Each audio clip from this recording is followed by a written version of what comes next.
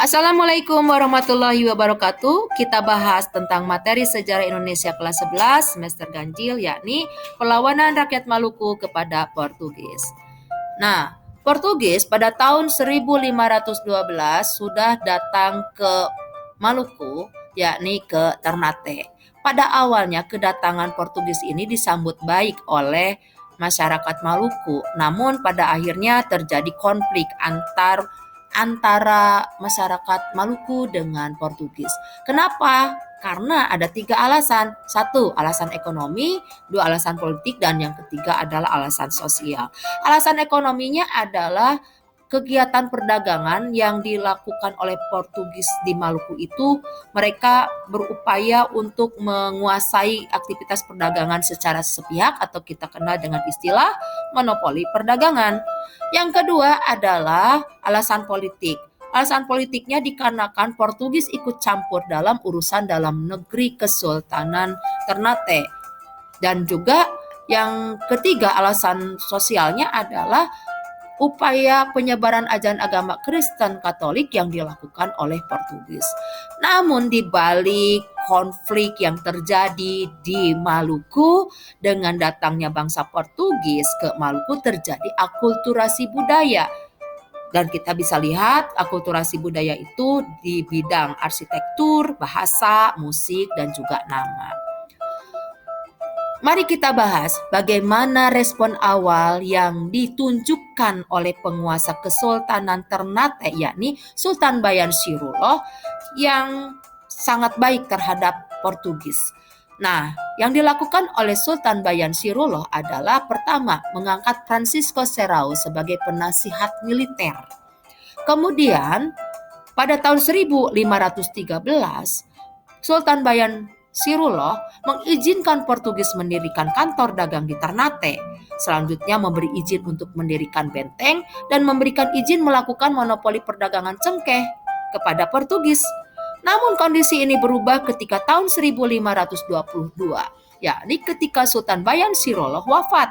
Maka terjadi kekisruhan di dalam Kesultanan Ternate. Kenapa? Karena setelah Sultan Bayan Sirullah itu wafat, Portugis mulai ikut campur dalam proses pengangkatan sultan baru di Ternate. Nah, ini yang menjadikan sebuah latar belakang atau awal mula kenapa Portugis itu kemudian direspon menjadi negatif oleh masyarakat Maluku atau Ternate pada umumnya. Kemudian pada tahun 1535, Portugis berhasil mengangkat Sultan Tabarija sebagai Sultan Ternate setelah terjadi pergantian sultan beberapa kali. Namun ternyata pilihan dari Portugis itu salah atau keliru. Dipikirnya Sultan Tabarija ini bisa disetir oleh Portugis, gitu ya. Namun Sultan Tabarija ini tidak mau mengikuti keinginan Portugis. Dan kemudian muncullah gerakan anti Portugis. Nah, oleh karena itu Sultan Tabarija kemudian dipersalahkan karena peristiwa tersebut, sehingga menyebabkan Sultan Tabarija dihukum buang ke goa. Nah, Sultan Tabarija berupaya untuk mempertahankan Sultan Ternate, Kesultanan Ternate itu ya, supaya Kesultanan Ternate ini masih tetap bisa bertahan, tidak dipengaruhi oleh Portugis. Caranya dengan membuat surat wasiat yang diberikan kepada Jordão de Freitas. Setelah Sultan Tabarija dihukum buang, maka kekuasaan di Kesultanan Ternate diambil alih oleh Sultan Hairun. Sultan Hairun ini berupaya untuk menjalankan tugasnya, melakukan upaya untuk memperkokoh kedudukan Ternate dan membantu Portugis dalam kegiatan ekonomi. Namun sebenarnya Sultan Hairun ini membuat siasat yang tujuannya supaya bagaimana caranya Kesultanan Ternate masih tetap bisa berdiri kokoh tanpa campur tangan Portugis. Nah, cara yang dilakukannya atau siasat yang dilakukan oleh Sultan Hairun itu adalah dengan menulis surat wasiat yang menyatakan bila Kesultanan Ternate ini mengakui kedudukan kerajaan Portugis, yang artinya Kesultanan Ternate ini menjadi negara puzzle dari kerajaan Portugis. Namun dengan catatan Ba'abullah ini adalah anak dari Sultan Hairun. Ba'abullah harus menjadi pengganti Sultan Hairun ketika Sultan Hairun turun tahta. Selain itu, Ba'abullah dan juga anak-anaknya harus diakui sebagai pewaris tahta. Nah, dengan siasat tersebut, pada akhirnya memang sih ya, kekuasaan Portugis untuk campur tangan terhadap dalam kegiatan pemerintahan di Ternate bisa sedikit diminimalisir. Namun tahun 1570 terjadi sebuah insiden yang semakin memperuncing hubungan antara masyarakat Ternate dengan Portugis. Masyarakat Ternate semakin anti terhadap Portugis. Kenapa? Karena Sultan Hairun dibunuh oleh Portugis pada tahun 1570. Pada saat itu sedang terjadi sebuah upaya untuk kegiatan diplomasi, yaitu perjanjian antara Kesultanan Ternate dengan Portugis mengenai perdagangan rempah-rempah.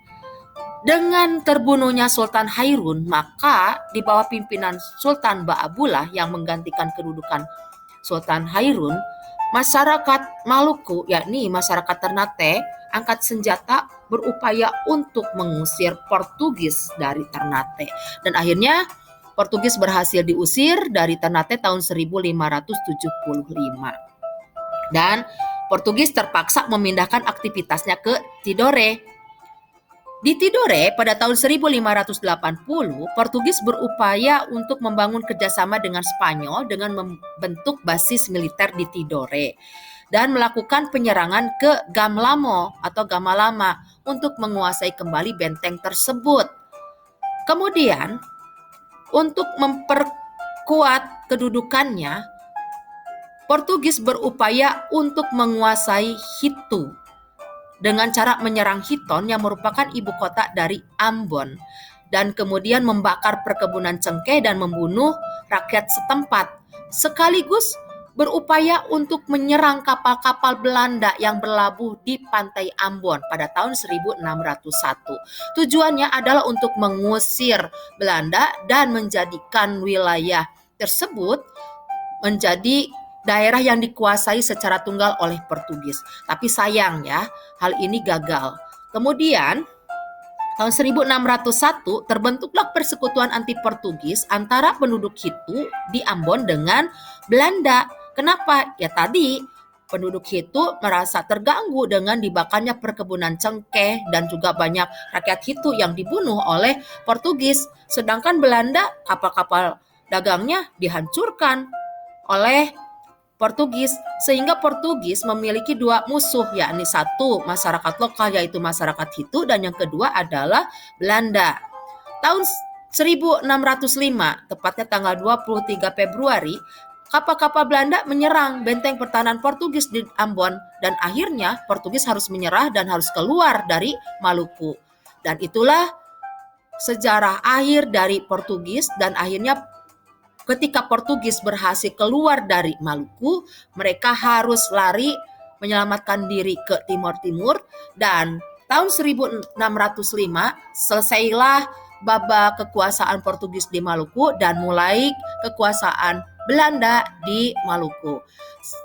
Itu saja yang bisa disampaikan. Sekian, terima kasih. Assalamualaikum warahmatullahi wabarakatuh.